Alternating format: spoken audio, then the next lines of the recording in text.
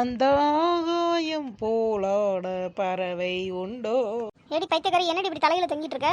ஏக்கா எதுவாக இருந்தாலும் இப்படி மரத்தில் தொங்கிட்டே பேசுங்கக்கா, கீழே நின்று பேசாதீங்க, நான் பேச மாட்டேன். ஏண்டி நீயே பைத்தியக்கார வேலை பண்ணிக்கிட்டு இருக்க, என்னையும் சேர்த்து பைத்தியக்கார வேலை பண்ண சொல்றா? ஏக்கா மரத்தில் தொங்கிட்டே பேசுங்கக்கா, சொன்னா கேளுங்கக்கா. ஏடி என்னடி மண்டக்குறன்னு சுத்துது? ஏக்கா அது ஒரு பக்கமாக சுத்துட்டுங்க, நீங்கள் என்ன பேச வந்தீங்க அதை மாதிரி சொல்லுங்க. ஏடி எதுக்குடி பைத்தியம் மாதிரி இப்படி தொங்கிட்டு இருக்க? ஏக்கா காலையிலேருந்து வீட்டில் அங்கிட்டு இங்கிட்டு சும்மா சும்மா உட்காந்து கால்லாம் வலிக்குதுக்கா. சரி சும்மா தானே இருக்கும், இங்கே மரமும் சும்மா தானே இருக்கு, அதனால தொங்குவோன்னு தொங்கிட்டு இருக்கேன். ஏடி எதுக்குமா இந்த சிறுக்கிங்க இப்படி தொங்கிட்டு இருக்காங்க மரத்துல? ஏடி என்னங்கடி நீங்க என்னடி பைத்தியம் மாதிரி எதுக்கு இப்படி மரத்துல தொங்கிட்டு இருக்கீங்க?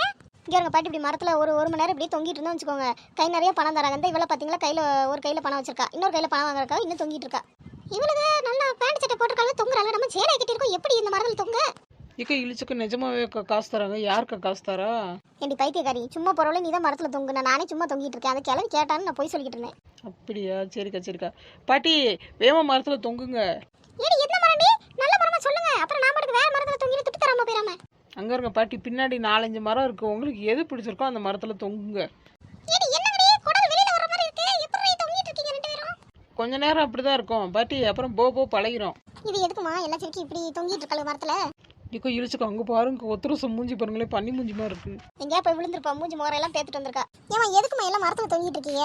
எங்களுக்கு தெரியும், அந்த கிளவி தான் ஏதோ சொல்லிச்சு, அந்த கிளவிட்ட போய் கேளு. ஏமா கிளவி எதுக்குமா இப்படி தொங்கிட்டு இருக்கீங்க மரத்துல? இது யாரு மூஞ்சி முன்னாடி வந்து கத்திட்டு இருக்கா? போடி அங்கிட்டு போடி.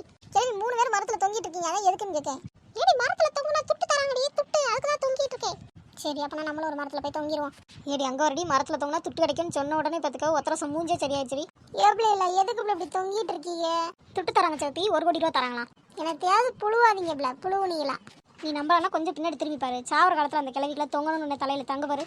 ஆமாம் கிளவியே தொங்குது, அப்போ நம்மளும் தொங்குவோம். அந்த தலை குண்டிச்சிருக்கு, எங்கே இருந்தால் வருவானே தெரியாது, வந்துருவான். சோப்பி ரொம்ப யோசிக்காத, டக்குன்னு தொங்கிரு.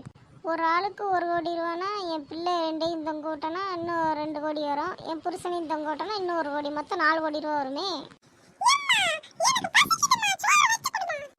எல்லை உன இப்பதான்டா நினைச்ச, நல்லவேளை வந்துட்டு எங்க வா, அம்மா உன்னை மரத்துல தொங்க விடுறேன். ஏமா நீ லூசா, நான் பசிக்குதுங்கற மரத்துல தொங்க விடுறேங்கற? தம்பி சோறு கூட அப்புறமா சாப்பிட்டுக்கலாம், மரத்துல தொங்கணும், அதான் நமக்கு முக்கியம். ஏக்கா இழிச்சக்கா, இவ்வளோ பார்த்தீங்களா, பெத்த பிள்ளைக்கு சோறு கூட மரத்தில் தொங்க விட்டுருக்கேங்க அக்கா.